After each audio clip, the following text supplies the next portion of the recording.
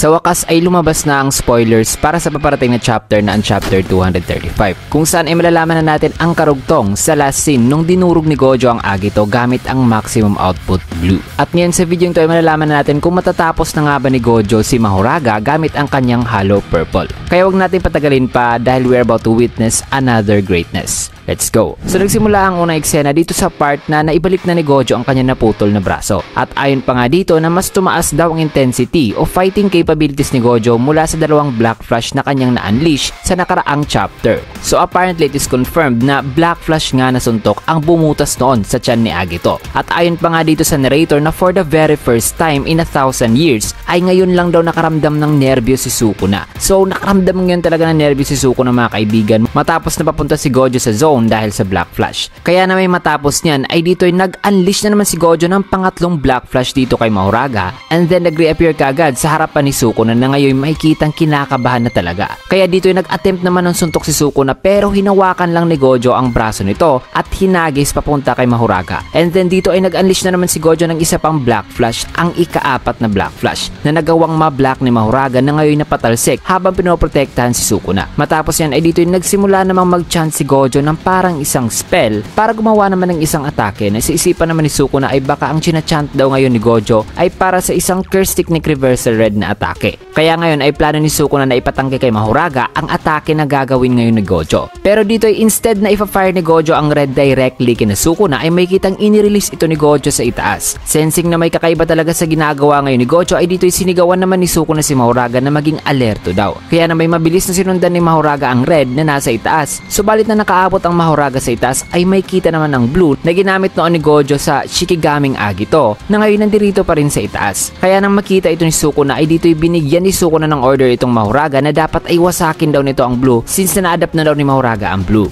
At para maiwasan na rin nila ang posibleng pagka-clash ng red and blue. Subalit bago pa maka-attempt ng atake si Mahoraga ay biglang nag-appear naman si Gojo sa harapan nito at sinuntok ang Shikigami na dahil dyan ay lumabas naman si Sukuna sa likuran ni Mahoraga at naghanda ng isang, should we say, parang piercing water. Dahil tubig nga naman ang lumalabas dito at hindi dugo upang sirain at wasakin ng red orb bago ito mag-meet successfully sa blue orb. Subalit mabilis namang sinuntok ni Gojo si Sukuna pero huli na dahil na-release na ni Sukuna ang atake na ngayon patungo na sa blue orb. However, bigla na namang nag-chant dito si Gojo ng isang chant upang mapa-enhance ang blue orb na yan in a short period. At dahil dyan ay walang naidulot na damage ang attacking piercing water ni Sukuna. Matapos niyan ay sa next panel naman ay pinakita naman si Yuta na ngayon nagsalita at humingi ng paumanhin kay Kusakabe na wikang kung ang sagabal na tulad niya ay sumausaw daw noon sa battlefield ay malamang sa malamang ay di raw ngayon mapupull off ni Gojo ang feat na ito. Dahil sa sumunod na eksena ay dito na nag-chant si Gojo para sa hollow purple na atake. Nang nag-clash o nag-meet na talaga successfully ang blue at red na yan. At kitang-kita pa nga dyan ang sinister pa ng ngiti ni Gojo habang ina-activate ang purple. While bakas pa rin sa mukha ni Sukuna ang takot. And then matapos nyan ay dito na nga na-activate na ang hollow purple na nagpatalsik sa tatlo na sinasuko na Mahoraga pati na si Gojo. At ang impact na yan ay sumira talaga sa parte ng Shinjuku. We can also see na unti-unti na rin nasisira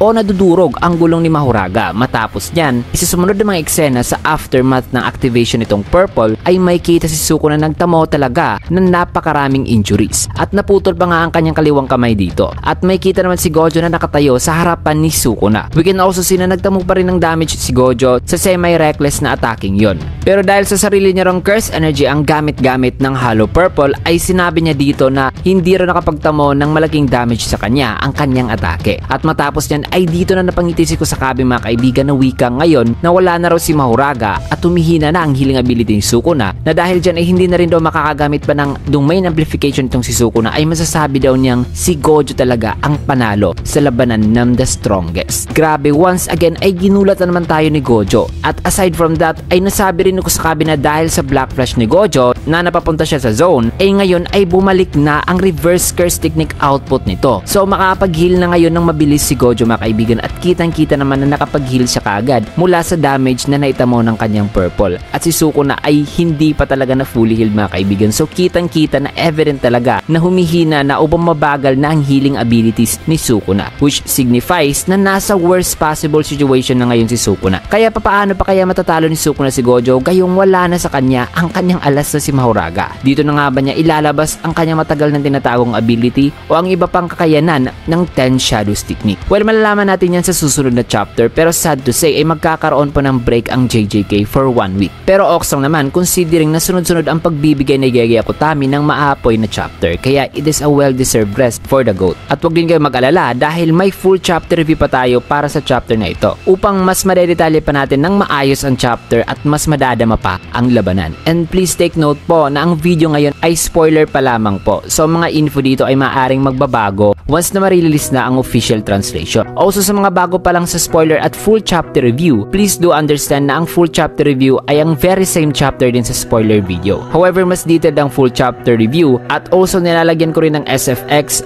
as well as konting semi-movements ang panels pagdating sa fighting scenes for better experience kapag ka full chapter review na ang ginagawa nating video. Kasi pangit naman kapag ka ang video editing natin sa full chapter at spoiler ay medyo walang masyadong effort at almost na magkaparehas lang talaga sa spoilers. Kaya abangan nyo rin ang full chapter review natin para sa chapter na ito mga kaibigan. Maraming salamat. At yan, dito muna natin tatapusin ng video. Kaya kung nagustuhan nyo naman ang ating video, can I get a like, follow, subscribe na rin for more videos like this. Maraming salamat and see you guys again on my next video.